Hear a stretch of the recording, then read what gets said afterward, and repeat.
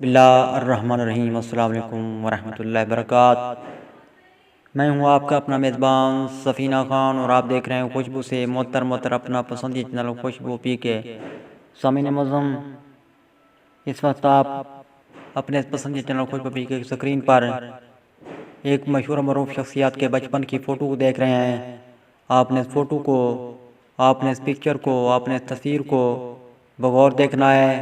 उसके बाद जो है ना वीडियो को लाइक करना है, फिर कमेंट्स के ज़रिए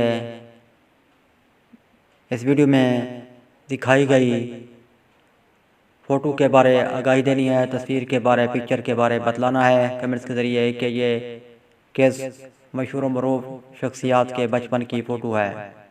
सामीन मज़म, मैं आपकी आसानी के लिए बतलाता चलूँ, ये शख्सियत पाकिस्तान से ताल्लुक़ रखती हैं।